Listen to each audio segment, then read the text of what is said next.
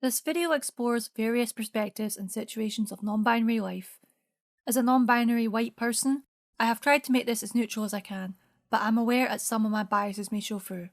Content warning: this video may have discussions about transphobia, homophobia, violence, and similar content. Language adapts and changes over time. So do societal norms. It's gotten to the point that we have questioned and reflected ourselves to see what truly matters in society, which is a cocktail of equality, equity, and liberation. However, this isn't easily obtained. Various points of view and repeated expectations from each generation prevents this goal. The world has changed in many ways, but not always for the better. Indigenous people continue to fight back against those who have stolen their land and rights. People of colour and black people continue to fight injustices daily, to the point that some even fear to go outside. And disabled people face ableism in varying levels every single day. Women still endure sexism and have to endure the male gaze, advertising and distorted images of what a woman should look like. And men have similar issues, which also include toxic masculinity. The world is a heteronormative society and you have to conform, otherwise you get cast aside. However, the LGBTQIA+, or shortened LGBTQ+, movement fight against this and demand rights, freedoms, and the same equal opportunities as heterosexual people. Gays, lesbians, bisexuals, and various queer people still fight to this day, especially now how transgender people are getting the same treatment and ridicule that gays had during the AIDS epidemic. Hate crimes have trebled in the UK since 2015, and trans murders have risen up to record levels in 2021 in the US. These statistics alone show that we have a long way for lesbians, gays, bisexuals, and transgender folk, and the rest of us, to be truly safe. The world is gendered to the point that it causes harmful segregation, all because there are sides. It's not about the biology, it's about the gender norms and behaviours that have been ingrained to us for so long. For the West, we have been taught that it's man and woman, a binary, creating erasure of a third or multiple genders that have previously and always have existed. Things are slowly getting better though, with non-binary finally being legalised and classified as an official gender in some countries. Segregation has been deep ingrained into the society that even the LGBT community have been fighting amongst themselves, to the point that it's become more of a divide for sex and gender issues from a minority of people. The goal for LGBT rights for all have become distorted. In my opinion, sexuality and gender can coexist, and it potentially can be a wonderful thing. Being fluid should be an option. Not everyone can be rigid. Not everyone likes to rely on labels. Some like labels. It's a person and case-by-case basis. For myself, I like using labels as a guide and to explain who I am to people, not to use it for brownie points. I thought I was a straight woman despite having lingering unconscious signs of my gender and sexuality for a long time. I came out as bisexual in 2018 and came out as non-binary in 2020. I endured dysphoria, doubt, anxiety, and the fear of coming out. Thankfully, I'm grateful to have supportive people. However, there are many who still need this support to this day. Not everybody has a good support network. Neurodivergent people can also have a higher chance of being transgender or non-binary. I have previously looked into this in Autistic Ways of Gender back in 2018. I am also an autistic person, so I can relate to this to a degree. I'm Rachel, aka Onikage, from Aut-Ish. I am a non-binary person. I enjoy playing video games and looking into LGBTQIA and autism research online. I also love photography and have done similar projects like this in the past in only photography. I have previously explored topics such as autistic women and the connection of autistic people and gender identity. Non-binary to me is being my authentic self, not caring about gender constructs. I will be exploring into what non-binary means to people and its ever-growing impact in society. It's about time that gender needs to step outside the box. I am one example of a non-binary person. We will explore more soon.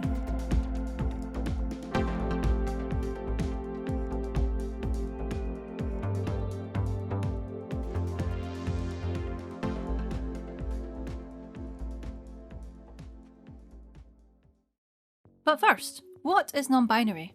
As we are in the transgender umbrella, non-binary also doesn't match with their birth sex. It means that someone neither identifies as a man or a woman, a girl or a boy. It is an umbrella term that many people use as a gender label itself. However, being non-binary isn't a one-size-fits-all. Non-binary is also seen as a descriptor rather than just a label. The idea that gender can be fluid applies here. Some common labels in the non-binary umbrella include genderqueer, the name used before non-binary. Any gender identity or expression which is queer in and of itself, that is, a gender which is transgressive and non-normative. This can be an umbrella term or a specific identity. The word comes from 1995. Agender, also called genderless or non-gendered, meaning having no gender identity. Bigender, people feel they have two genders at the same time or moving back and forth between them at different times. Gender neutral, or neutrosis, or neutois, can mean meaning genderless, or it can mean having a gender identity that is not female, not male, and not a mix, but simply neutral. Gender fluid, people move between different gender identities, and sometimes expressions at different times. Androgyne, androgynes have a gender identity that can be a blend of both or neither of the binary genders. They may describe this as being between male and female, between man and woman, between masculine and feminine, or simply in between. They can also identify as neither feminine or masculine, or neither male and female. Gender expression. Gender expression refers to the ways in which a person chooses to present their gender to the world around them. This can include clothing, mannerisms, pronouns, names, etc. However, it is important to note that while things like names, clothing, and others can be an intentional part of a person's gender expression, these things also do not necessarily need to have a gender attached to them. This is to say that a person's gender identity can sometimes inform a person's gender expression, but a person's perceived gender expression does not dictate their gender identity. Gender nonconforming. While occasionally used as a gender identity, gender nonconforming is most commonly used to describe a gender expression that is different from the cultural stereotypes associated with that person's perceived gender or their gender assigned at birth. Pronouns. Non-binary people like to use a mixture of whatever pronouns that are comfortable to them. While a majority use they them, others can use she they or he they to show their fluidity. Some stick to their birth pronouns, while others stick to third person or use it. Others use neopronouns as they don't feel that they and them works for them, so instead they use other examples such as sie, them, and zer. Gender assigned at birth is the sex and gender you're assigned at birth. Non-binary people don't identify as their sex that is assigned to them. For example, I am non-binary, but I was an AFAB assigned female at birth. My sex is female, but my gender isn't a girl or a woman. The differences between sex and gender. Sex is primarily biological, and gender is psychological and social. It's like more in the mind, mentality. This example of a genderbread person shows the differences between gender and sex in an easy to understand diagram, especially for younger audiences. Intersex people are born with a different reproductive or sexual anatomy, such as different chromosome patterns or differing genitals, that don't fit into the female or male sex. Intersex people have fought for rights to not get surgery right after birth, as it's non-consensual and has caused damage for many intersex people, causing disabling effects and a crippling view of the uncertainty of belonging in any gender or sex. The surgery forces an intersex infant to normalize them as one of the binary sexes, which can include removing specific genitalia or even internal reproductive systems. Intersex isn't a gender identity, but some can identify as non-binary and can choose their own sexualities. A lot of them struggle to fit into male or female and see themselves as a third gender. The I for LGBTQIA+ is for intersex people and to give them a voice and to fight for their rights. Intersex opens a page on how sex and gender is more complicated than it is on surface level.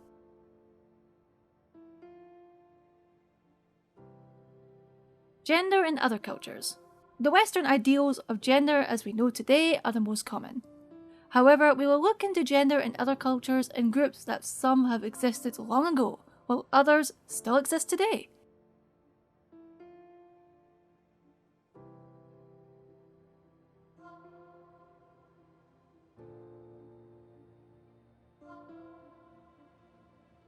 Sadly, there are many ways of gender that are erased due to colonisation, and this is one of many examples of it.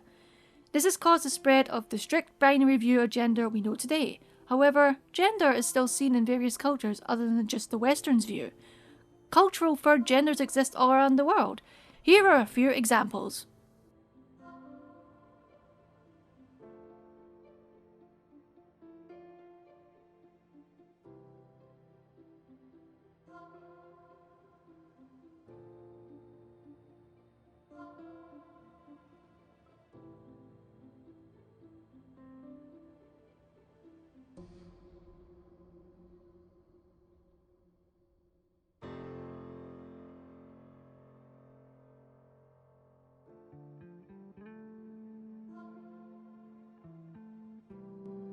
Transgender rights affect non-binary people too, so we will discuss the current issues surrounding transgender rights.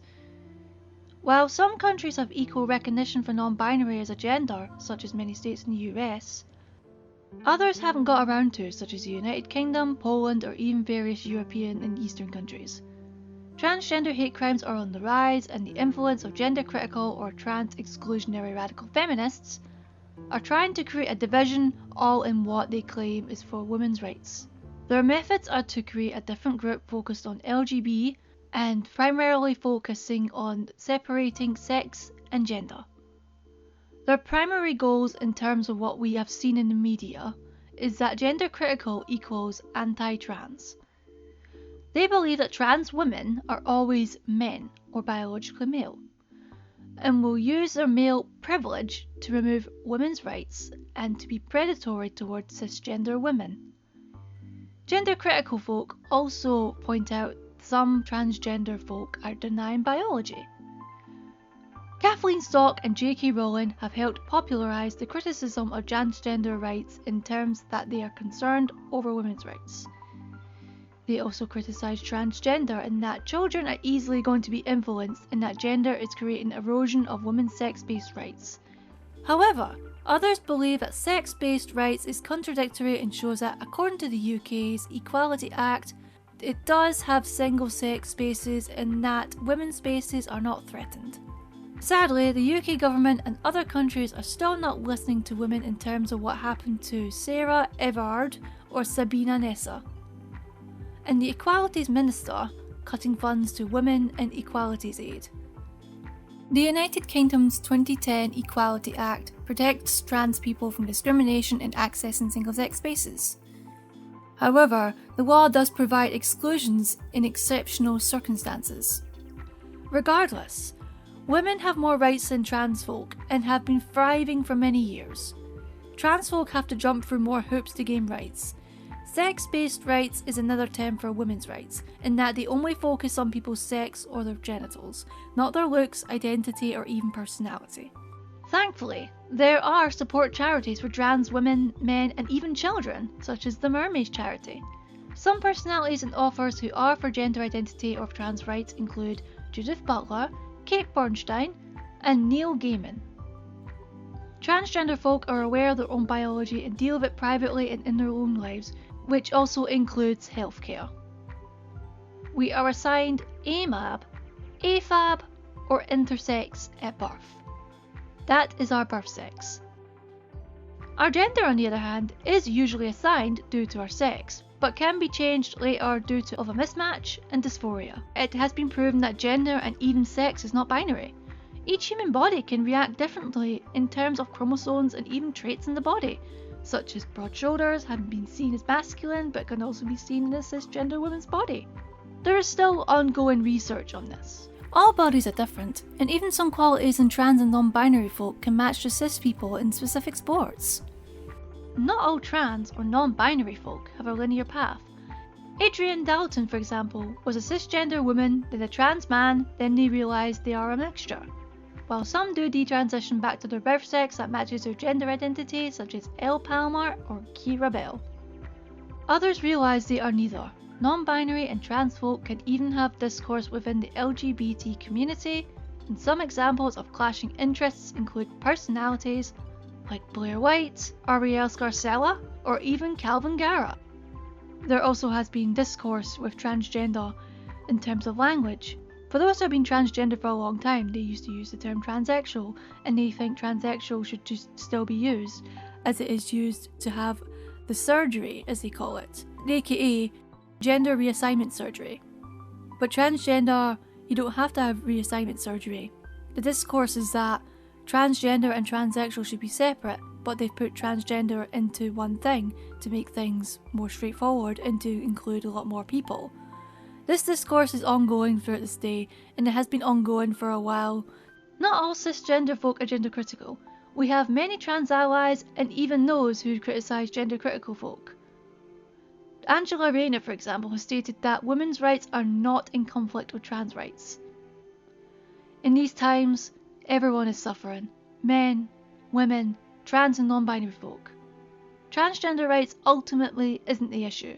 the issue relies on politics and the media. This is only scratching the surface, delving into the issues that trans and non-binary folk face daily. There are even more issues such as the rampant transphobia in the media, inclusive language for medical purposes, the rise of murders, assaults of LGBT folk, and even the neglect of Black, Indigenous, and people of colour. You may know a non-binary person, even if you don't know their identity. The rise of non-binary people coming out increases the visibility of non-binary folks around the world. From celebrities, advocates, family members, or even internet personalities. You never know who is non-binary until you know the person, or unless they come out publicly.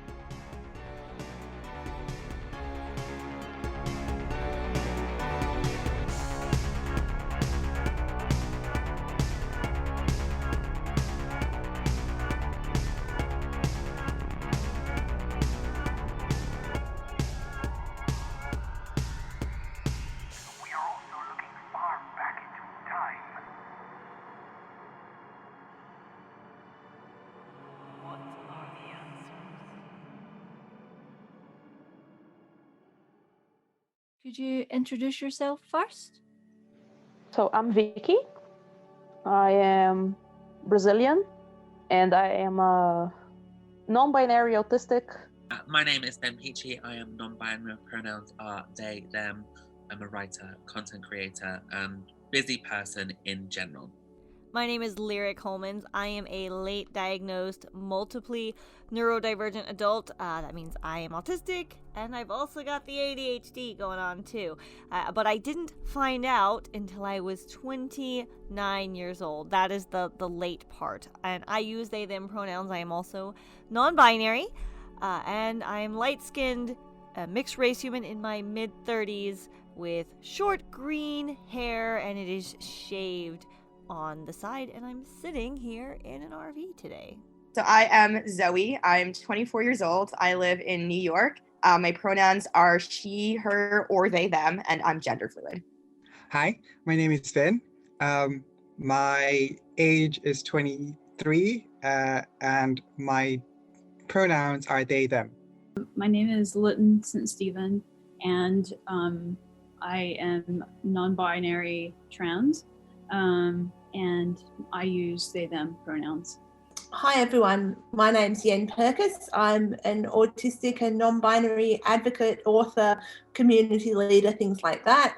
My pronouns are they, them, their, and yes, my gender identity is non-binary, and within that, gender fluid and demigirl, depending on how I'm, expressing and feeling that day. Hi, my name is Pippa Barker. I identify as gender fluid. My pronouns are they, them. I'm also autistic, diagnosed, ADHD, self-diagnosed. My name is Matisse Dupont. I use they, them pronouns. I've got a master's degree in gender studies, and I have been working the last while as a gender consultant, both for institutions running workshops and that sort of thing, but also for personal consulting people who are, a lot of people, because of the pandemic and being stuck at home, they've been realizing that the gender that they've been doing for a long time was, oftentimes not for themselves, and people are just trying to figure out how they're feeling about gender. So people are coming to talk to me about it, which is really fun, and I've been really enjoying that work.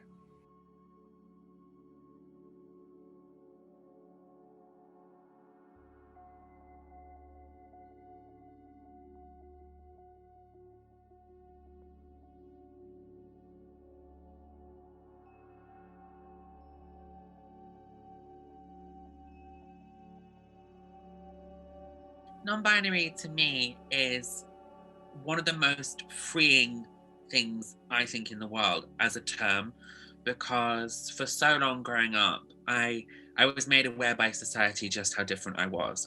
But for myself, I had no idea what the context was. I didn't really know what was going on with me. And then when I heard the term non-binary, I was like, oh, that's what's going on. This makes so much sense to me. And because it refutes binary, it basically is, whatever you want to do works for you right now kind of option. It's not a yes or no. It's a, what if you like that? Do that. and it gives you so much freedom. It gives you so much room to move. And it also, as a phrase, it's something that you won't grow out of. It comes with you. And I know people love to be like, it's a trend, but I'm like, no, it's the most perfect thing for me, because it's going to allow me to grow, develop, and evolve into my perfect form. And non-binary to me is just perfect. Chef's kiss. I love it so much. I think it means for me specifically, never quite feeling like I fit anywhere.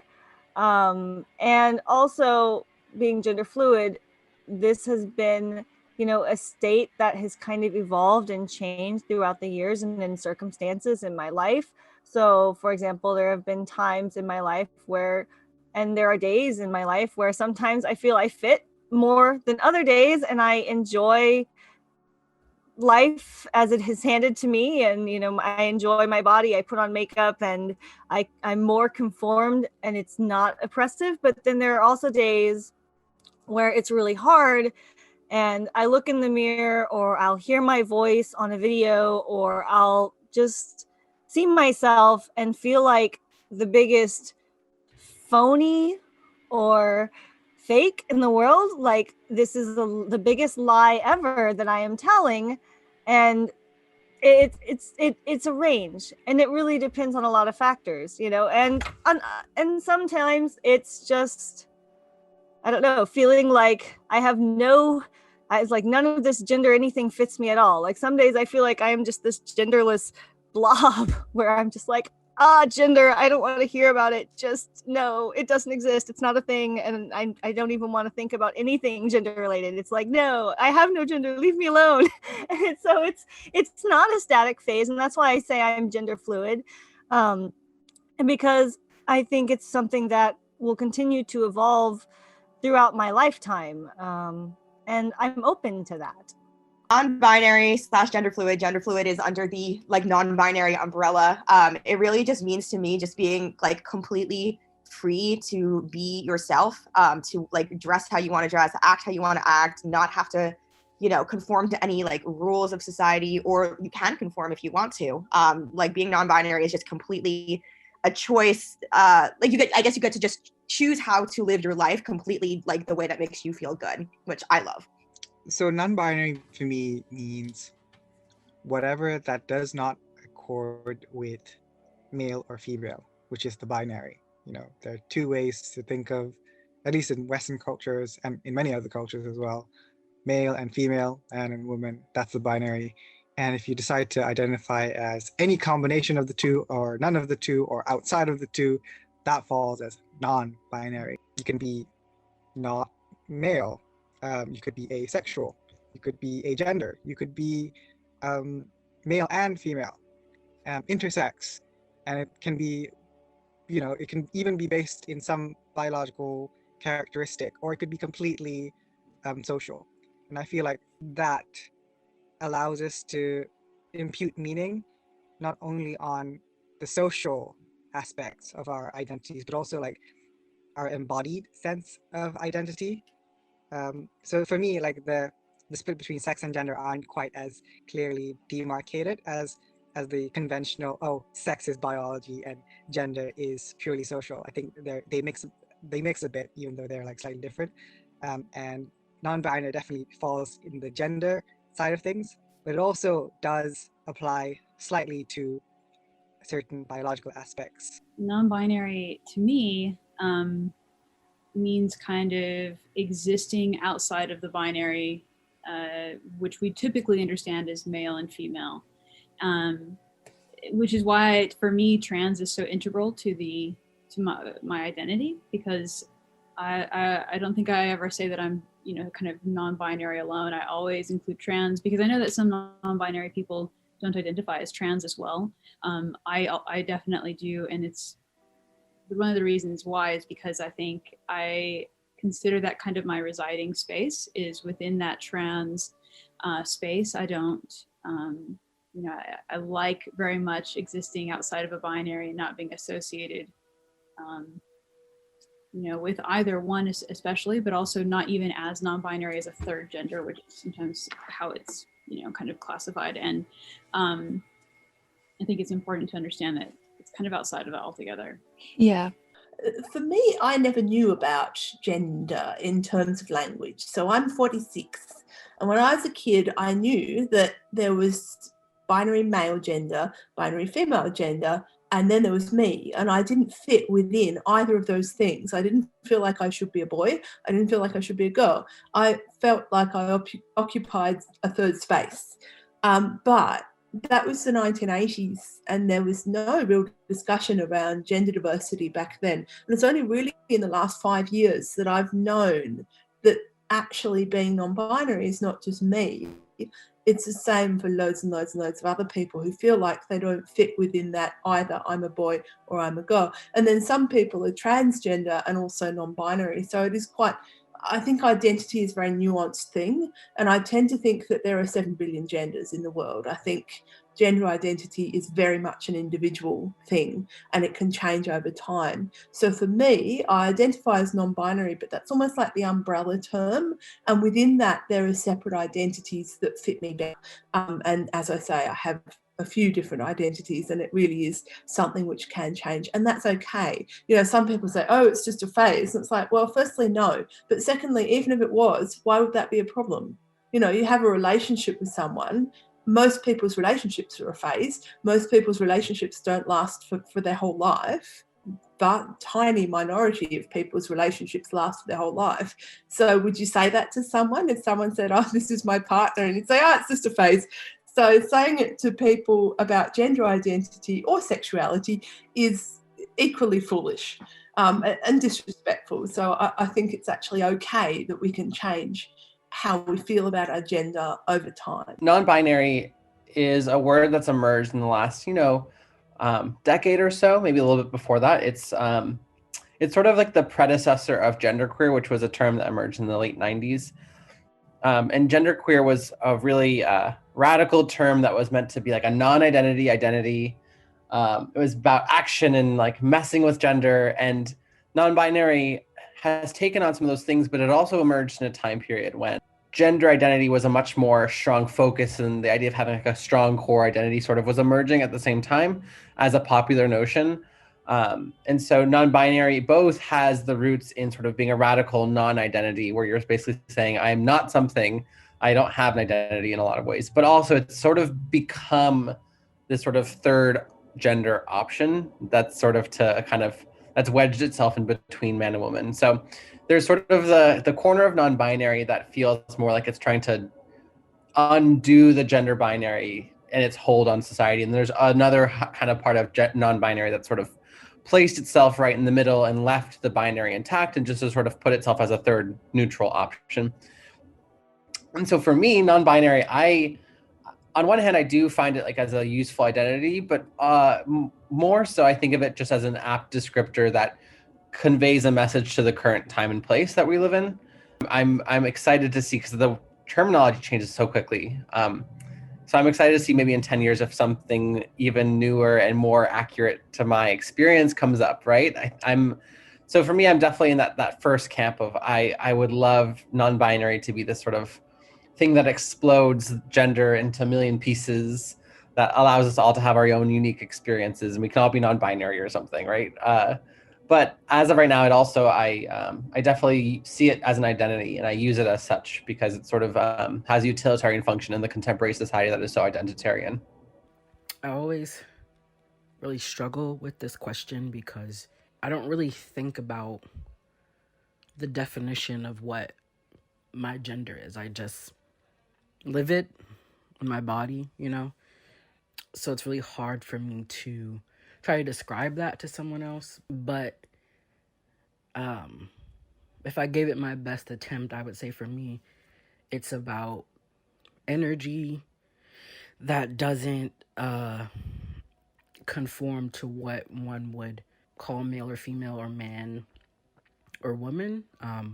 It doesn't line up with any of that, and it fluctuates and changes every day, and I just kind of wake up and go with whatever energy I'm feeling that day, and sometimes even one moment to the next, and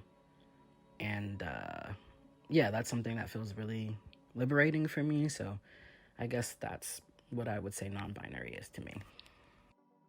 To me, it means that there has been a certain comprehension of gender for a very long time, where it has been split into two camps, male or female, and not only are those opposites from each other, but they are very strictly defined.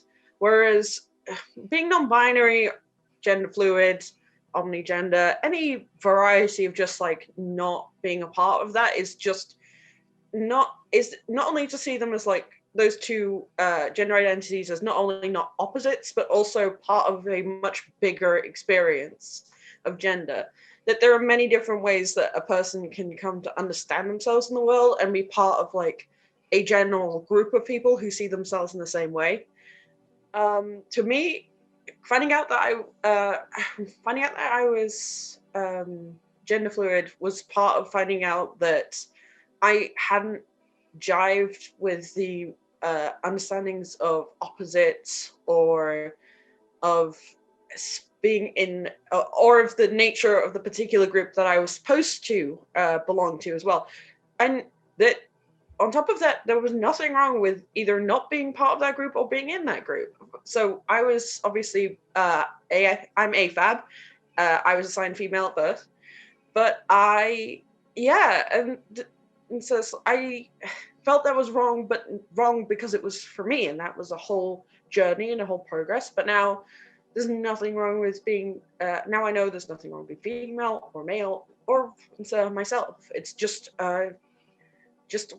it's kind of like being part of the ocean, you know. There's no part of the water that's worse than the other, except for pollution. But I mean more generally, so something like a spiritual thing. Personally, it's like my whole life I was told I could fit into either one of two boxes. And I just stayed in one of them because that's where people put me. And then suddenly I figured out that you could be in neither. So it was like I could just go on the table where the boxes were. It's like being in none of the categories people would put me usually.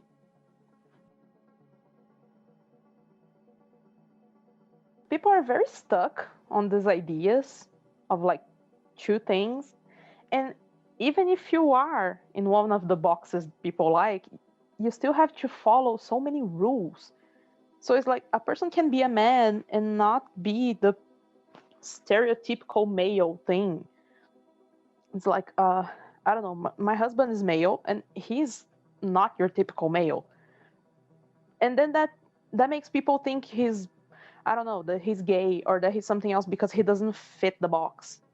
And it's just so stuck. It's like people are not free to be themselves. I think the issues with society when it comes to gender, quite simply, is that we are being talked about and not talked to. So when it comes to gender identities, pronoun use, social issues, no one is really listening to us. The mainstream media, the press, the government, they're just going with what they think they know. And I don't know where their sources come from. I don't know what they've seen. I don't know what they've read. And that is the rhetoric that gets pushed forward. And that's really quite scary, because how can a conversation create safe spaces for us when we're not the center of that conversation? We're in fact watching it from afar.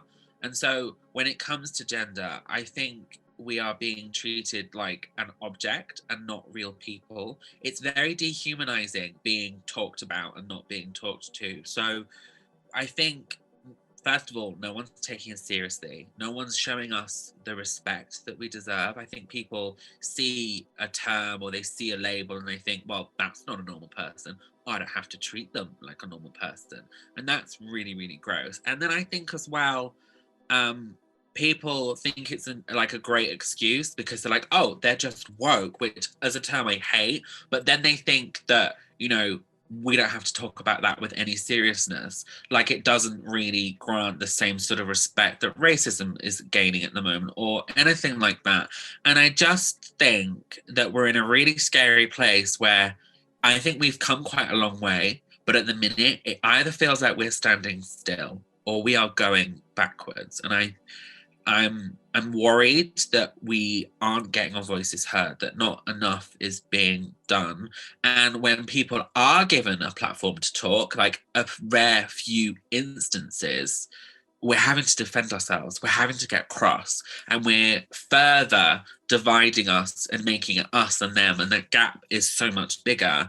And it's just really, really alarming, confusing, and upsetting. And I think for younger non-binary people, especially, they're going to see all this and think, why would I risk being who I am right now? Because this is going to happen to me. And I'm worried that that's causing more damage as well. And yeah, it's really stressful, to be honest. There's many issues, but I guess since I'm non-binary, I'll speak specifically to an issue that I see in society with non-binary people specifically is the dismissal that non-binary or third gender or an other gender other than male or female could possibly exist.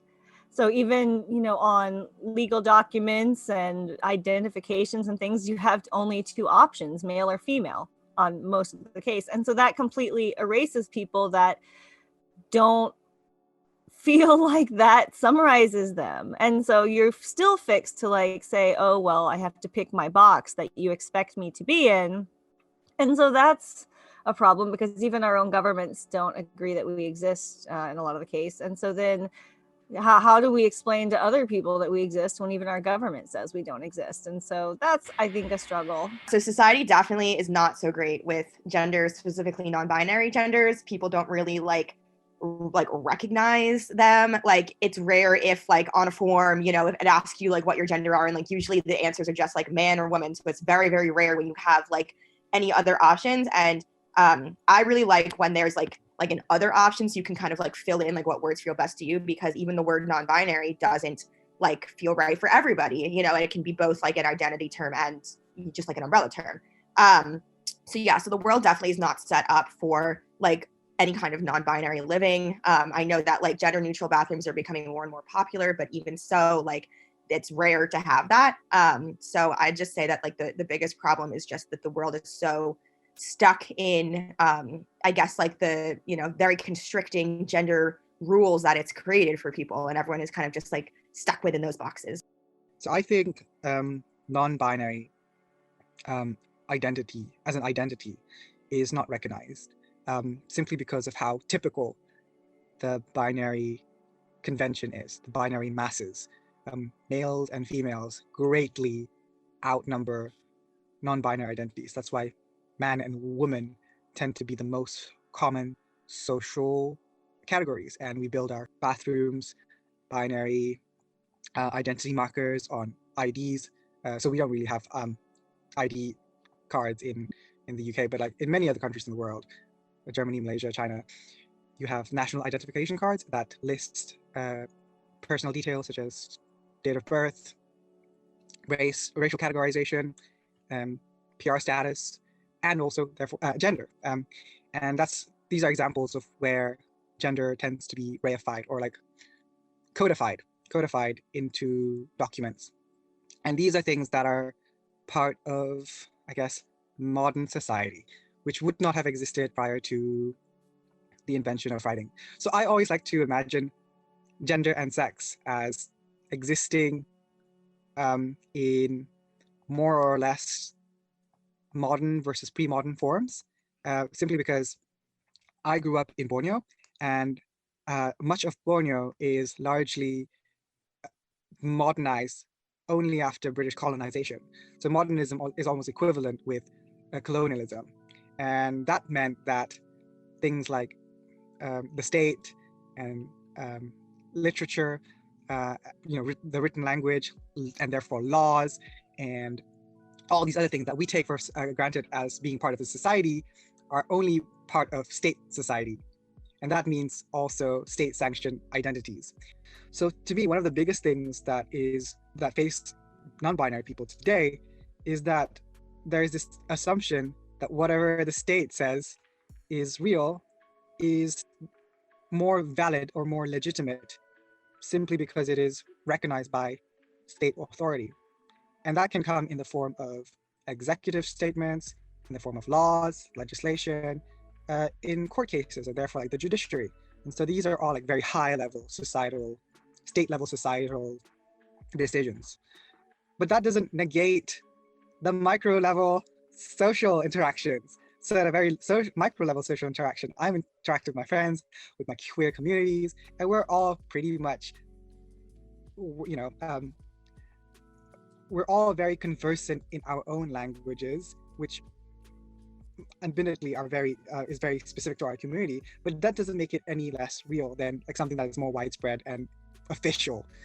Our unofficial identities and the unofficial ways that we talk to each other are still socially generated, but they're not state sanctioned, and a lot of the time that means without state sanction it becomes less real to a lot of people's minds.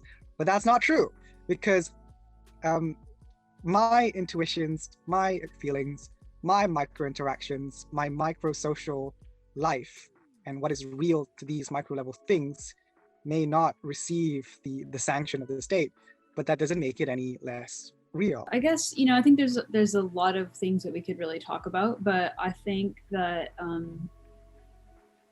I think really for me, the thing that I've been coming up a lot is really about just education. Educating the kind of general population is one of the things that I try to do in my own life and in my work life, my professional kind of areas. I think the thing I've noticed a lot is just that people really have such a basic or no understanding even of what it means to be within the LGBTQIA+ community altogether.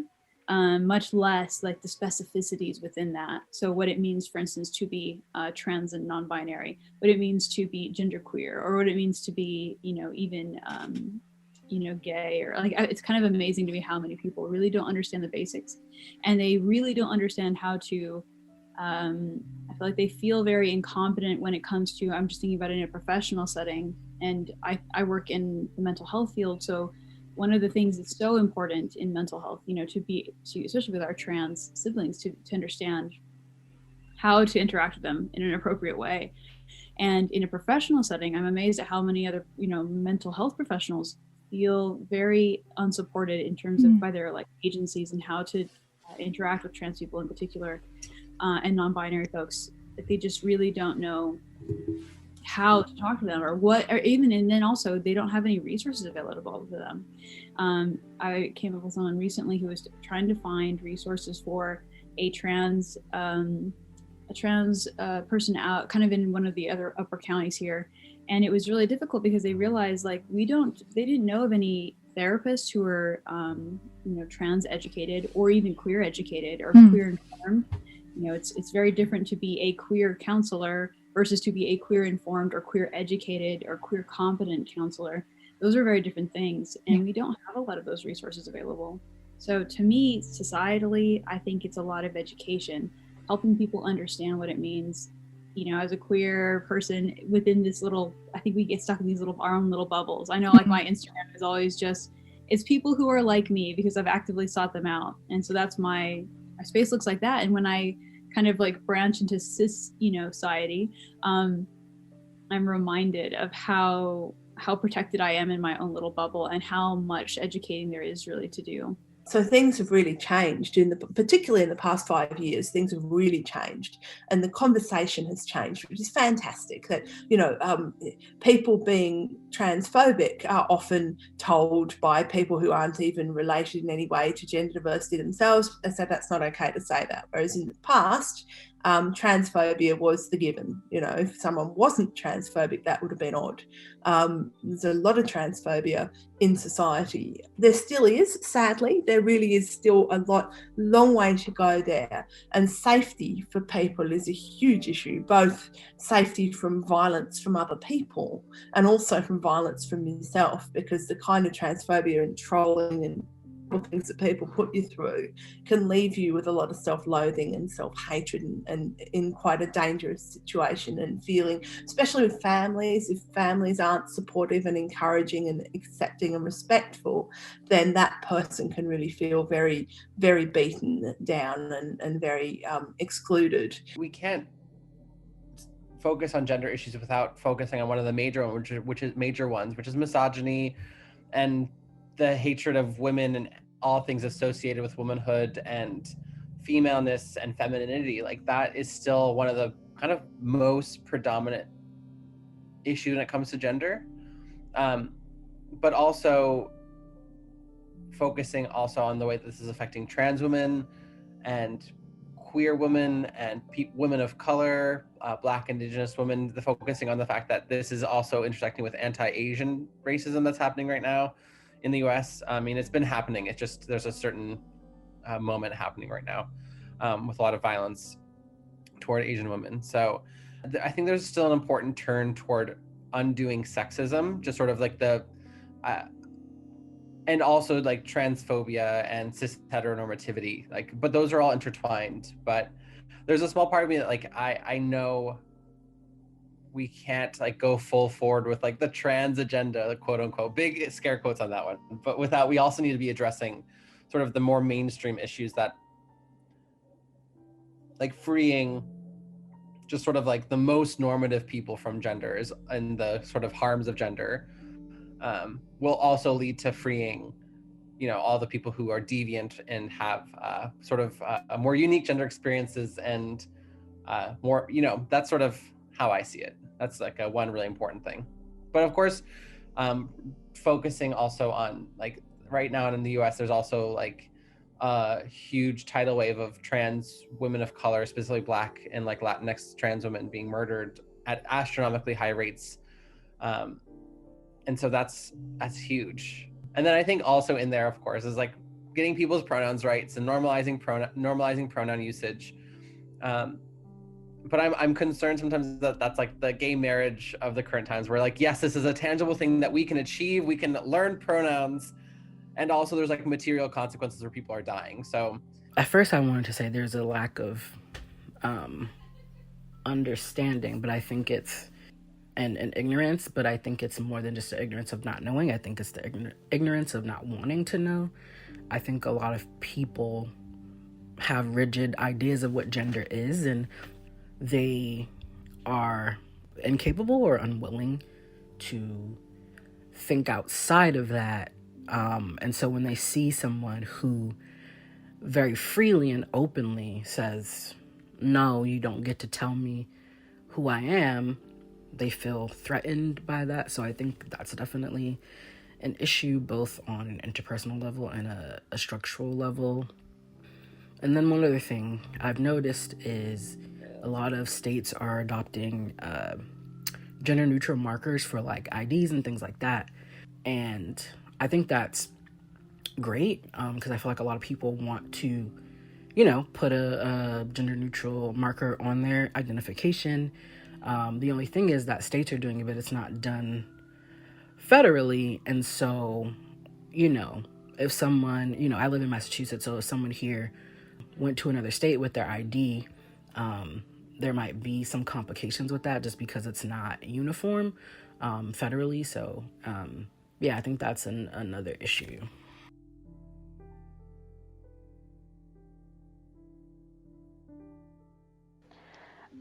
It's kind of new for me. So I was always one of those people who were like, I'm not like the other girls. And I embraced that a lot. But I wasn't really sure what that meant. I was just like, oh, I'm different. Oh, I'm not girly. And then eventually I figured out I was autistic.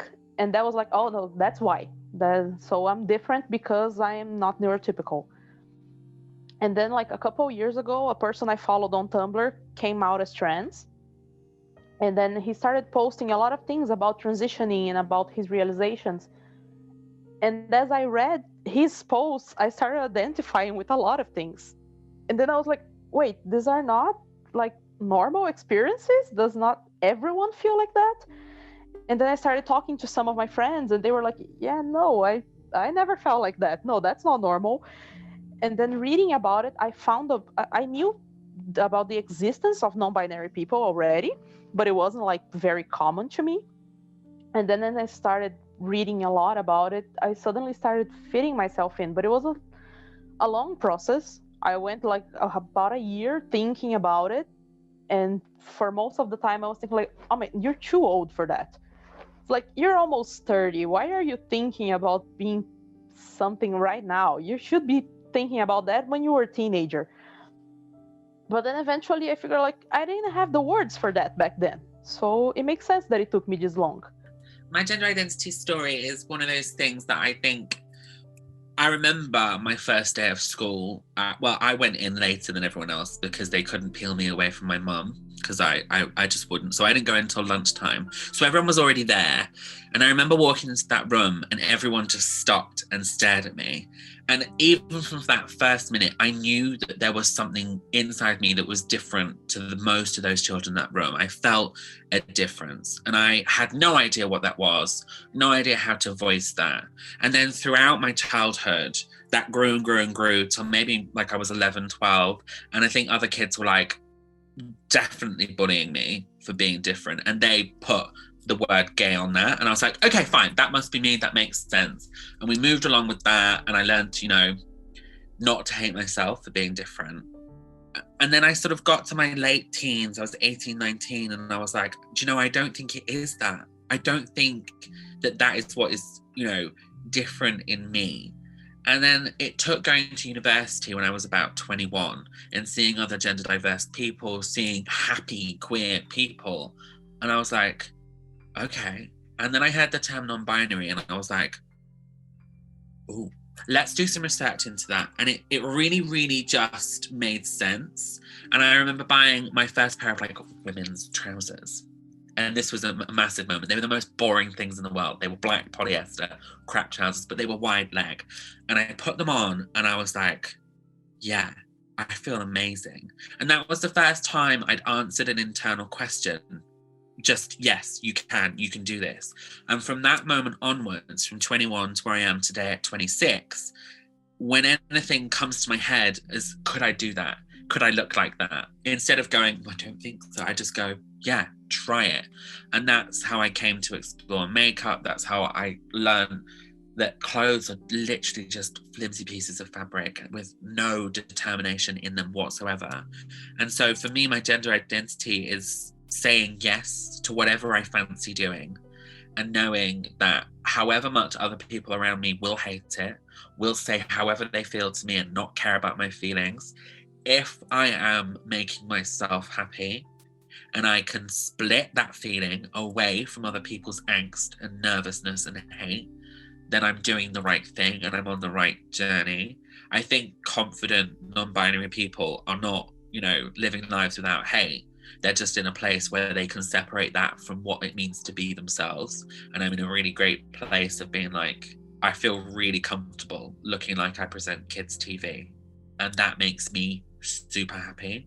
So, you know, I remember being very young, probably 4 or 5 or about, you know, preschool age. And there was just like one incident where one of my guardians, we won't shame the guardian by saying who, you know, like let's just say one of the guardians, because I had several guardians when I was a small person, and telling me that I was a little girl and I would have to grow up and be a lady, and just feeling this extreme terror, because I really couldn't even imagine myself as an adult woman.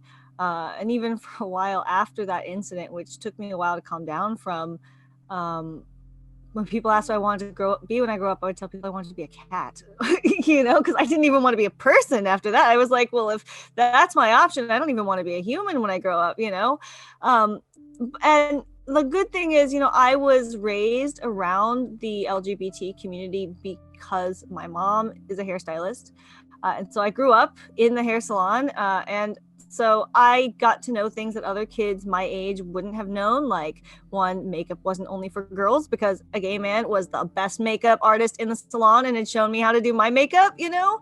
I knew we had trans women who worked in the salon, because hair tends to be an industry, at least here, that is more open to the LGBT community. And my mom also had openly lesbian friends growing up. And so I was the age of their children. So we played, and it just never crossed my mind that any of this would ever upset anyone, because it was just perfectly normal to me. And, you know, unfortunately with all of that, I didn't know any trans men or non-binary people. And, you know, it would have been great to connect with other people who felt they didn't fit in the same ways that I didn't fit in growing up. But I didn't. And it was hard to put it into words when I didn't know non-binary was even an option for many, many years. And I think probably most of the time I feel like I am a more masculine character trapped in a more feminine body. And that's been the case, especially when I was very, very young. I don't think I would ever change my body because sometimes it does bring me joy and sometimes it is something that I can enjoy. But that doesn't mean there are days I don't want to hide it and I've got my hoodie on and, I don't feel like putting on the makeup because I don't want to see that when I walk in the mirror and tell it's just, I can't deal with it. And it's just coming to terms with the fact that that's okay. And not being ashamed of myself for having those feelings anymore. It's funny because it's like, growing up, I didn't have any references, but now that we have the internet, it's like I got really sucked into the gay side of TikTok for a while. It is so awesome. I am so addicted to gay TikTok. I cannot get on TikTok because I will not get off if I just start scrolling. It's the best. But there are a lot of trans men and non-binary people on there.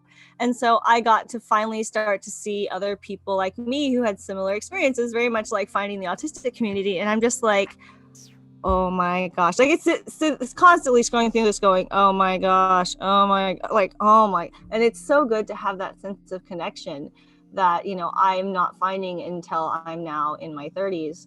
But I'm happy because I see that a lot of the young people, the younger generation, have more of that already, which is really cool. Because I don't think a lot of us older generations of non-binary people had that. So I'm gender fluid, which means that my gender can change over time. Sometimes I feel connected to womanhood. Sometimes I feel very opposed to it. Sometimes I feel like, the word non-binary best describes me. Sometimes I like the word agender, sometimes bigender. So it was a very confusing process kind of getting to this and understanding it, because obviously like the world doesn't really talk much about A, non-binary genders, and B, genders that can change throughout time. When I first got the feeling that I wasn't a woman, I got really scared because it just, nobody had told me, I guess, that it's a possibility, and that there was so much more to gender than simply being, male or female. So I first started getting hints of my gender in 2017, but it was so, I guess, scary and unfamiliar that I just pushed it away, and I didn't really explore it further until about a year ago, fall 2019. And then I watched a lot of YouTube videos, a lot of just I guess testimonials and stories from other, non-binary or trans creators. And then hearing their stories really helped me understand my own gender, and helped me find, I guess, the language that best, fits me, which is gender fluid. And I love that word. And I didn't really know that before doing any research about language and things. So then I finally came out 9 months ago, I guess, April 2020. So I'm a relative newbie to the non-binary world, but I love being part of it. So my gender identity story, it spans countries, spans nations. So I grew up in Borneo, and I, specifically North Borneo, and I have Malaysian nationality, Malaysian citizenship. And both of my parents are still currently living there, my birth parents. And so I grew up amongst people who looked like me and sounded like me in various ways, but then also differed from me in other ways. Racially and ethnically, we were quite diverse and accepting in that respect. But gender and sexuality wise, there weren't that many representations. There was male and female, and your uniforms had to conform to one or the other. And that was a pain in the ass, because that can be quite a dysphoric for quite a lot of people. But I only moved to the UK at 2015, and I hadn't actually lived that experience personally for myself. And so for the longest time, from kindergarten all the way up until sixth form, I was wearing uniforms that envision gender as a binary. You're either wearing, a suit and a tie, or you're wearing pinafores or pencil skirts, that sort of thing. And it just kind of hammered in the notion that this is natural, that this is conventional. But then I came to uni, And then for the first time, I realized that all my clothes were not, I did not have control of my clothes. And I realized I wanted to change that. I wanted to change what I looked like and how I behaved.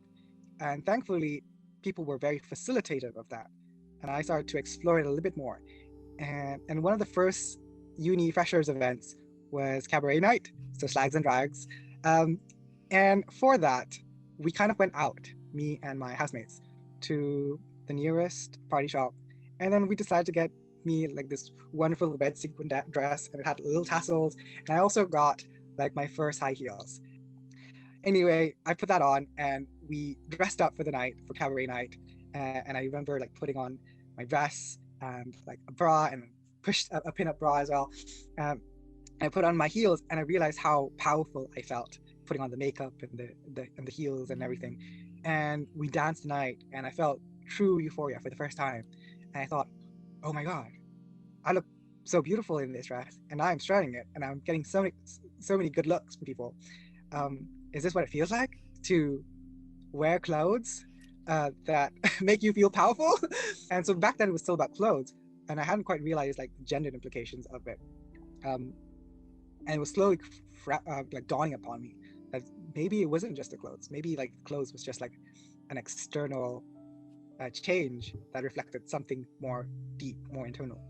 And I started like exploring what that meant for me. And slowly but surely, I started to gain money and financial independence. And with that financial independence, I was able to like dictate a little bit more of my life and how it turned out. And that, of course, meant like being able to buy your own clothes and determine how you look and present yourself to other people. And I started buying my own makeup, and eyeliner was like a big thing for me. I really loved it.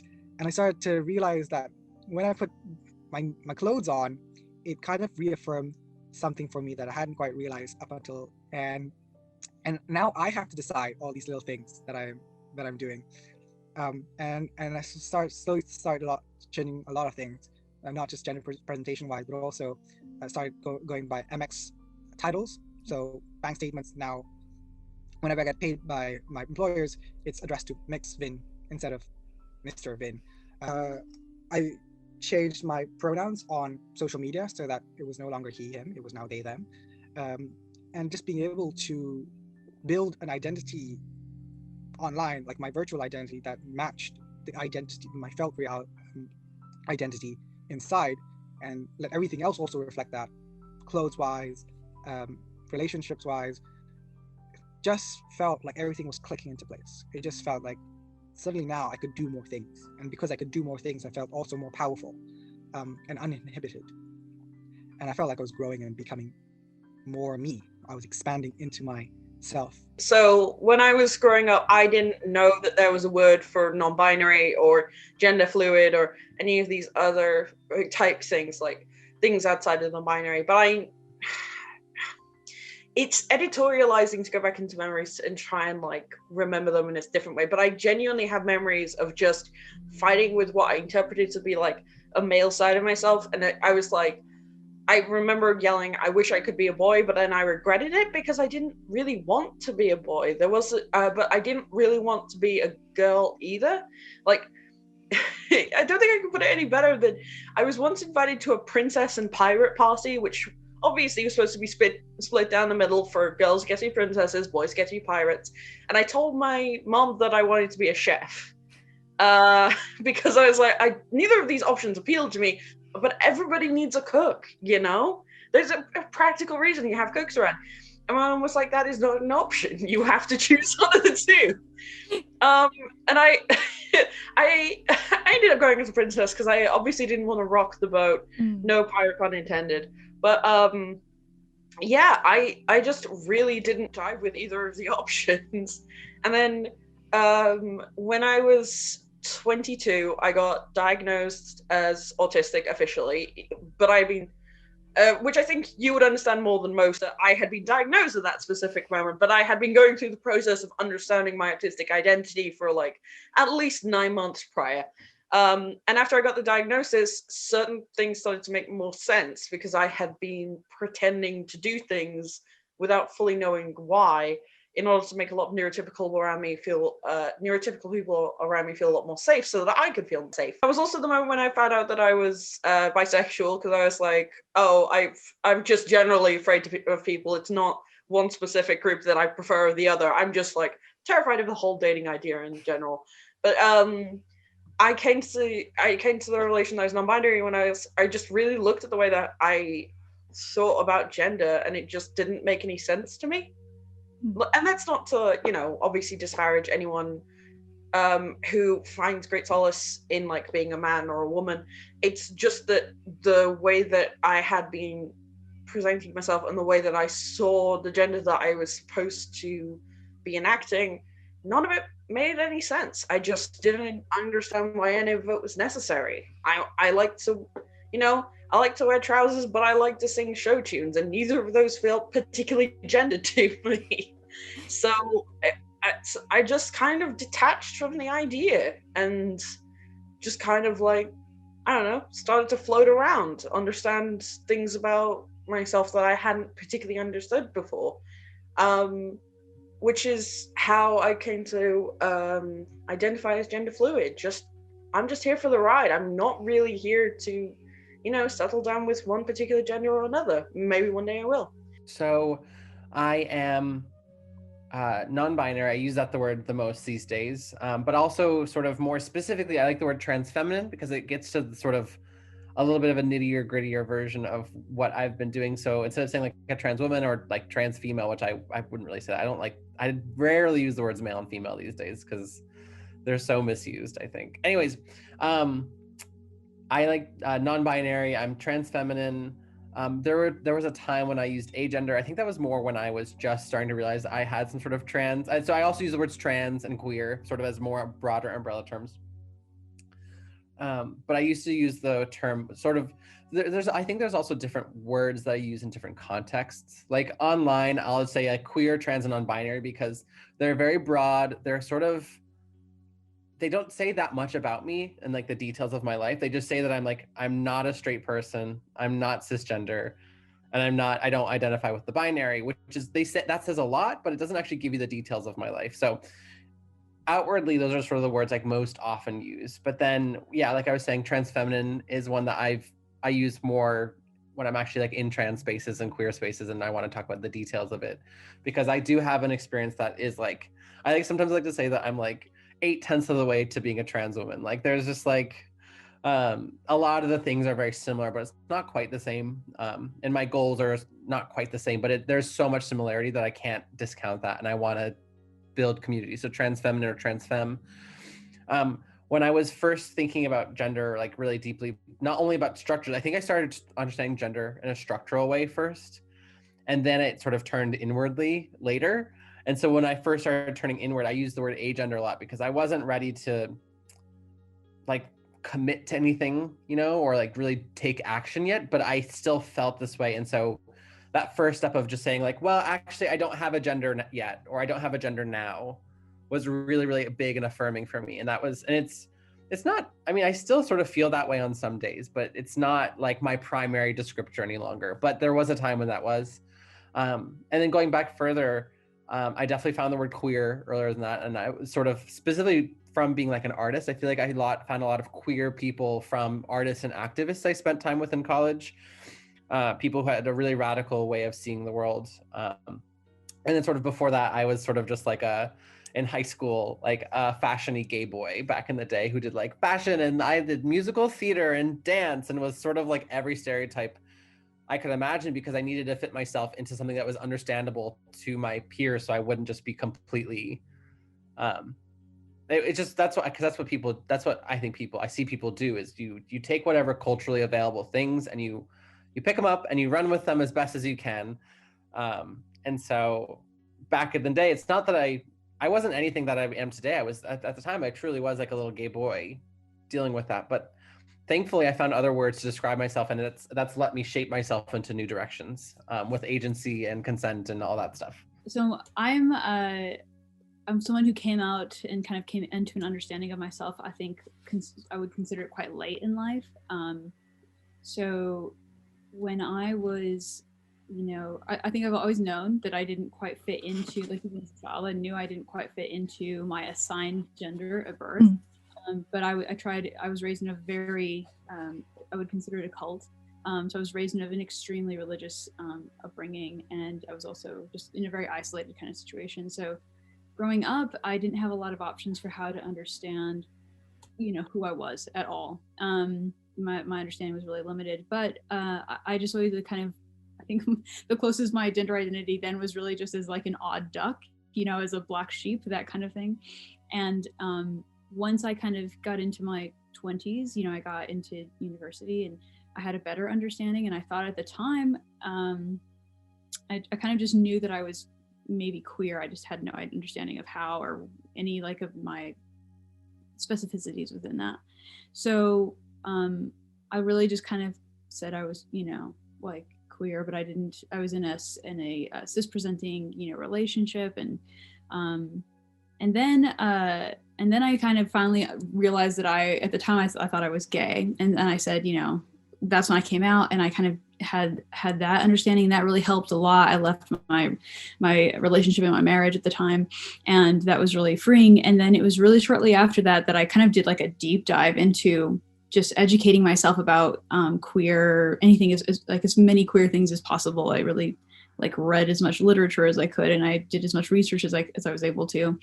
And that's when I realized, that's when I had an understanding of non-binary. And when I realized, oh my goodness, that's what I am. That's what I've been this whole time, and I didn't have language for it. And then of course for me, transness is integral to non-binariness, because we exist, with outside of kind of the cis binary. And so once I understood that, it's been the most freeing thing that could possibly have happened to me. And so my journey has been kind of an exercise in delay, but I'm really, and I'm still understanding it, the nuances of it, but I feel, my life is very different now with that understanding than it was even, a couple of years ago. I have, as I mentioned, when I was a child, I didn't fit within expectations of male or female. When I was a teenager, I was very male male expression. So I had very short hair and I wore check shirts and jeans and boots. And people always used to call me mate. If I got on the bus driver would say, "Oh, thanks, mate," because they thought I was a boy. I ended up, when I was 20, getting in trouble with the police, and I was taken into the holding cell. And one of the women there, who actually turned out to be a really good friend and I'm still in contact with now, and she's a Buddhist nun, which is awesome. But anyway, she said to the sergeant, "Hey, what are you bringing this boy in? This is the girls' cell." I thought I was a young boy.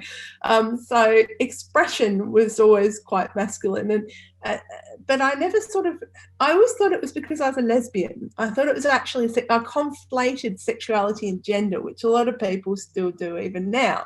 So I always thought my gender expression was because I was a lesbian, and that's how lesbians were, apparently, and that was all that was. And then when I got a bit older, I realised I wasn't a lesbian, I was asexual. And what's the gender expression for asexual? There's no expectation of what an asexual person should dress like or wear their hair like. And then I met some friends from the autism community, from the autistic community, who were trans, and we had lots of conversations about gender. And I started really thinking about gender. And I remember I was speaking at a conference in Western Australia in about 2018.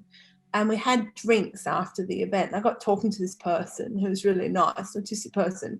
And we got talking about gender identity. And for the first time in my life, I said, "Yeah, I think I'm non-binary." And it sort of was out there in the world. And shortly after that, I came out and I came out on Facebook. I can't remember exactly what I said, but, I now recognise that I'm a non-binary person, and this is a really strong part of who I am, and I'm looking forward to exploring my identity. And it was a lovely thing to do. I have a bit of a following in the autism community, and so my coming out gave all these other people the opportunity to come out, which was lovely. That was a really nice thing. And I found mostly the whole experience of coming out has been really affirming and encouraging and positive, and I felt really good about it. I've had quite a bit of trolling. I've lost a few friends. I had a friend who said, "You'll find out who your friends actually are," and they were 100% right. There are people who I'd known for 30 years who are like, "No, don't want a bar of it, don't understand all of this." I had other people in the autism community who were quite prejudiced, but actually through time came around to a more inclusive view and apologised to me. And I thought that was, like, I accepted the apology because I thought it takes a lot to do that, especially publicly. But mostly it's been a very liberating journey. And I felt shortly after I came out, I just felt so empowered and so free. And it was just a beautiful thing. And I'm really proud of my identity, and I'm proud of myself for being, it is hard to be out. There's like just the casual microaggressions you come up against all the time. Take away from that the actual bigoted trolls who deliberately give you a hard time. It's a hard thing. So I'm assigned female at birth, and I came out as trans when I was 19. I very much felt like, okay, I'm a man now, I have to date women, so I identified as heterosexual. Even though prior to that I was still attracted to men, and as I understood what bisexual was, which is, men and women. But that didn't feel right to me because I was still attracted to men, and I thought there was something wrong with that. And I would say over time, as I felt more like myself, not only did I discover that my gender identity wasn't so cut and dry, I also leaned into really being able to explore attraction and desires to people of different genders. And so in that way, I would say that gender and sexuality are connected for me in terms of being able to lean into curiosity. I think it was just a couple years ago, maybe in 2016, when I started to openly identify as non-binary, even though I felt like there was something going on before that. But, it took me time to get to that point. I feel like my gender continues to evolve, and I keep leaning into that curiosity of like, what does it really mean for me to truly show up as my full self? And that means asking myself questions and being able to accept what the answer is and go with that, and not let other people's perceptions of me or what they feel I should do or think I should do to stop me from doing the things I want to. And now, especially since I've gone on my placement year with the Science Council, which is a very interesting peek into, I guess, real life post uni life could be like, working in a real job in a real science council in Oxford.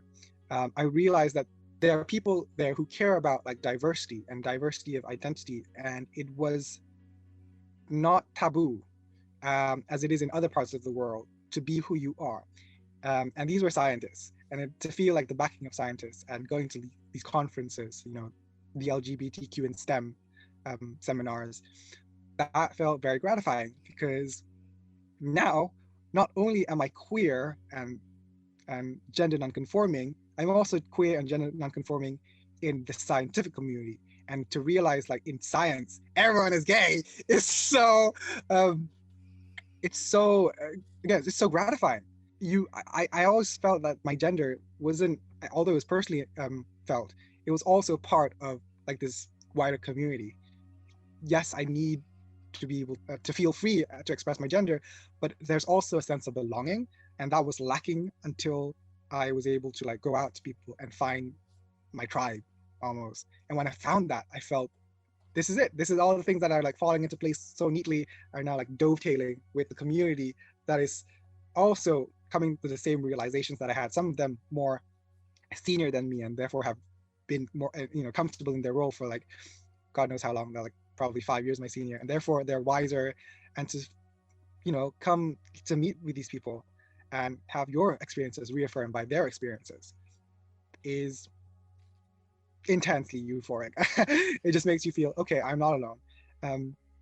And my gender experiences are valid because other people's experiences are valid. Right now, I am currently now in my 4th year of my undergrad, and I'm studying biomedical science, but I'm also doing a sociology module in order to better understand how the biological world influences the social world, and vice versa. The social world determines what is biomedically legitimate. And I'm kind of like dedicating myself to learning about this interaction and all the various complex ways that biology and sociology, i.e. sociobiology, unfolds in the world that we live in. From one non-binary person to another, what would you ask me? How does your gender feel to you? It feels like I'm in between, since it's not a set gender. It has the mixtures of it's been either neutral, maybe moments of femininity and masculinity, but it's never a set thing, and I wouldn't say it's fluid, so it's always a in-between mishmash kind of thing. But there's like a nice calming balance with it, and it's a lot of fun just to present myself as a mishmash as well. And I've been doing that for quite a few years before I started questioning my gender properly. So it's just like a progression from there, and I enjoy, and it makes me a lot more comfortable with myself. And I'm sure a lot of people have noticed how more comfortable I am with this. So, and slowly but surely they're getting it. What's the most euphoric thing that you do that makes you feel like this is who I am? I think there's a few things. I think the one I think the most is when I find clothing that's as I'm an AFAB, when I try male clothing, it makes me feel a lot more comfortable. And now I try a mixture of the two and see clothes as clothes. But I think one of the most euphoric things is my hair. I wanted the undercut for my 30th, but COVID happened, so I eventually did it myself.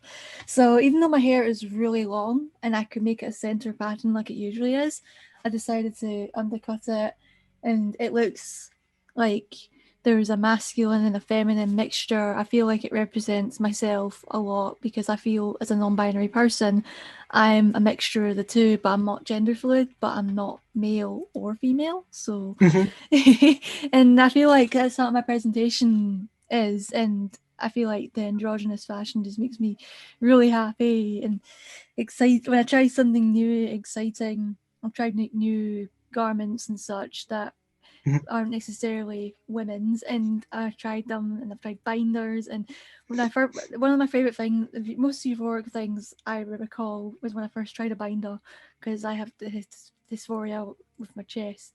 So instead of dysphoria, when I tried the binder on, I had euphoria, and I was just like, oh my gosh, this is amazing. It's like the best thing ever.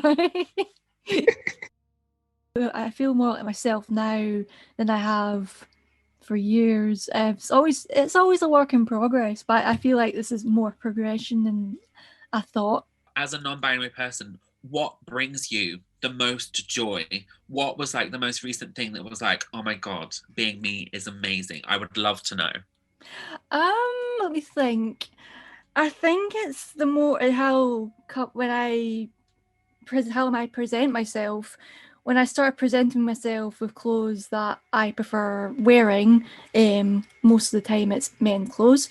I look at myself in the mirror. I feel like complete, my true self, not hiding myself, seeing my hair with the undercut, seeing like the baggier shirts, even if it's no baggy, it's more of a boxy fit.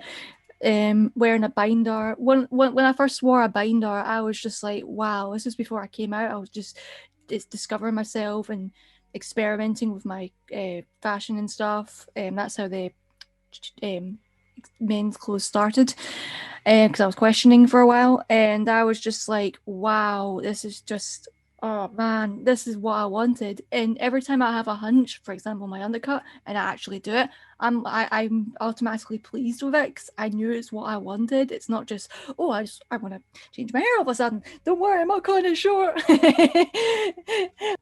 Yes. I would ask you, what color is your gender today? What color? Hmm. I think I'd probably make it purple.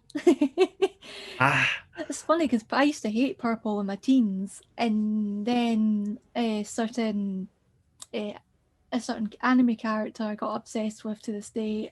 It was represented with purple, and it felt who's like that? it's Naruto from Inuyasha. Oh, The I used main, to watch Inuyasha. That's a great show. and it's stuck with me to this day, and even subconsciously with my aesthetic, like one of my face masks has spiders on it, for instance. So, That's amazing. and one of them has spider webs, which is even better. So it's just like, yeah, that's why I get the purple from. But my main favorite colors are red and blue. But I say it's football. Like my home color is blue, my away color is red. What joy has an understanding of being non-binary brought to your life? What would you consider to be the thing that you value the most about that understanding? I think it's finally figuring myself out and the freedom to actually be my authentic self. And I feel like I've been on a self-discovery journey around 2015, when I was seen if I was autistic, and I got diagnosed as autistic. And then eventually, I started questioning my gender, and then not my my sexuality first, and then I figured that out. And then not long after that, started questioning my gender. It was like dominoes. So but when I figured out my gender and being non-binary, it was just something that clicked. It made sense, and anything I do get upset over, I know why, and it's just very freeing, and it's just nice to understand a different perspective and also see other people's different perspectives. And I guess that's why I'm glad to make this project, to see other people's perspectives, and it also gives myself an understanding for myself as well. Do you have support and love? Yeah, I do. I'm really grateful that I have the support that I have. My friends, the autistic community, LGBT community, and other circles of friends that have asked me questions when they've been confused, going, okay, this is this, but isn't this this? And I've had to correct them because I've researched this so much. So it's like I give them a spiel of paragraphs and things. And my partners gave me great support. My close family members have given me great support. My other family members, parent and all that, it gave me great support, which I'm surprised with. It's just when you think parents, you're like, oh no, they might go, what's up? And when they said the words non-binary, I'm just like, that sounds so weird coming out of their mouth. But I'm so lucky to have that, because a lot of other people might not be so lucky, especially some people get kicked out because their parents are not accepting, or they think, oh, this is horrible, I don't want to see that in my house, blah blah blah. I'm trying to think. Definitely had support, and a lot of people have, even if they've supported me, they've had some time to think, because it's a thing that not many people know, and it's slowly getting out there. I guess I'd love to hear about kind of your non-binary identity, because as we talked about a little bit, it's a spectrum, and everybody who's non-binary has a different experience with gender and with the word. So I'd love to know about your experience. Sure thing. I've mentioned it a few other places, about how I've only been gender questioning since around 2018, but it's not really came ahead till this year. But I feel like I've also had giveaway clues when I was younger, but I never really thought of it, like being fascinated with the other gender, like masculinity. I've always been fascinated by sounding a lot more masculine, or dressing up like as masculine characters, things like that. And it was just always something fascinating about it. And when I felt less feminine and realised that I'm not a woman this year, I was like in uncertainty for a while. I actually wasn't sure what I was. I was just like, oh no. And it was actually a scary thing. And I felt anxious what other people think. I was anxious about what I would think and what I would do. And there was a clip in my coming out video that I looked visibly upset and anxious. And it's not a fun time. A lot of people think, oh, I've discovered myself. This is great. It's not one of those things that's just going to be like, yay, all the time. It's going to be like, oh no, I thought I had myself figured out. Oh no, I'm not. Kind of thing. But once things do piece themselves together, that's when the clarity comes in. And when you come out, that's when the acceptance comes in, and I'm slowly getting that, and it's great. And I'm slowly getting used to using my pronouns because I feel like they them make sense to me because I feel neither masculine or feminine, but I'm not gender fluid, so I feel like non-binary is the best term because it's not in the binary.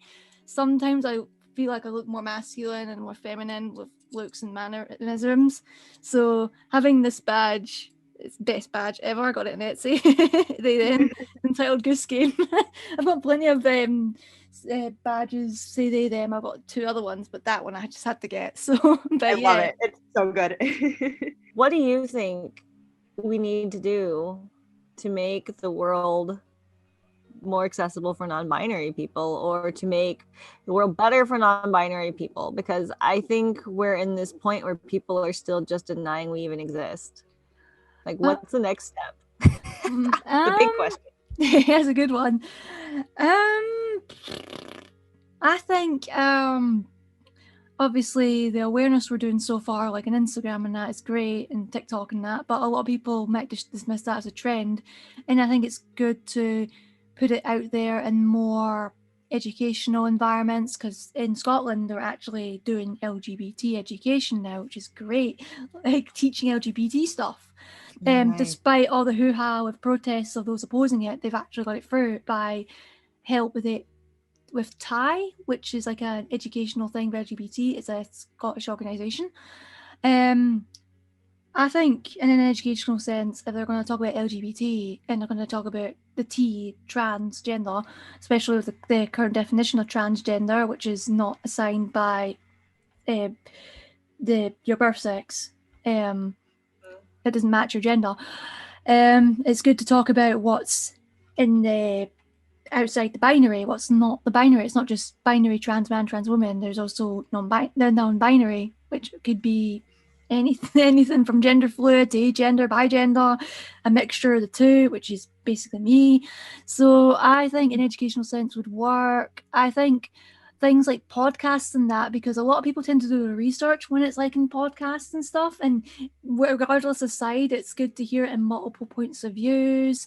Academia would be good as well. Academia is good with like things like queer theory and stuff. So even if it's academia or casual sense or educational sense, even like in more support groups, local support groups that do LGBT and don't do enough for non-binary, it should be mentioned there. So I think more offline work for awareness, acceptance, and representation of non-binary people in general, not just in the media, not just Sam Smith. We know Sam Smith's non-binary. Stop promoting Sam Smith. There's so many other people out there. I'm sick of Pink News showing Sam Smith every time. It's gone to the point I contacted them on Twitter going, please stop promoting Sam Smith. There's more. So, since you are like me, one person who figured it out later, what were your feelings about it, and how does this connect with your neurotype? That's a very interesting one, especially how that kind of thing's getting explored in science in that recent years. For me, ever since I got diagnosed at the age of 25, autistic, it's been a journey since then to discover myself more and not have vague labels and stuff anymore. And I was just happy with what I am and such. But then all of a sudden, this year, I've started to question I've been questioning my gender on and off since 2018. In 2020, the gender questioning started to appear more so, and it just, women didn't fit anymore, and I just knew I was just something that was not one or the other, not both, but possibly a mixture of the two. It's both biology and my mind. And I guess with my neurotype, it does make sense in some way, because a lot of autistic people don't see gender as a big deal. We're just people, and we identify as how we feel and what we're comfortable with. And I'm more comfortable with my gender now. Even if I do misgender myself occasionally, I'm still getting used to it, and I'm trying to use my pronouns a lot more, they, them. But yeah, still getting used to it. I've told people important to me and stuff, and I think it's just going to be a fun journey, being more comfortable with myself, not just how I present, but how I identify as well. That's cool. That's very similar to my journey. We owe thanks to the history of the Stonewall riots to kickstart the fight for LGBT rights. All of the black drag queens, gay men, and even Marsha P. Johnson. There is still a fight today for L, G, B, and the T. For all the queers and the asexuals too. Groups aside for a moment, we are all in one team, to be accepted for who we are, and to inspire future generations. Our sexualities and our genders are a part of us, and we should be who we want to be. We should learn and respect other cultures and different perspectives, and to question others if some perspectives are problematic. We can all grow and change, and as non-binary people, we want to learn, to grow, and to prove that we exist. We are non-binary. I am man or woman. I'm non-binary. I am man or woman. I'm non-binary. I am man or woman. I'm non-binary. I am man or woman. I'm non-binary. You could never tell me who I am. You think I'm crazy? I don't give a damn. You trying to send a message? Well, it went to spam. You could take your hating ass, go scram. Sometimes I wear black lipstick when I feel femme. Excuse me, I'm fluid. Call me feminine. Then some people try to tell me I'm masculine, cause I wear black hoodies, snapbacks, and fresh Timbs. But it's never she or he, it's always they, them. Are you confused? Well, Google is your best friend. Do some research, marinate, look it up again to challenge your assumption. I know it's threatening. I don't care about your view. I am always gonna live true. You can't tell me what to do. I can be whoever I want to. I don't care about your view. I am always gonna live true. You can't tell me what to do. I can be whoever I want to.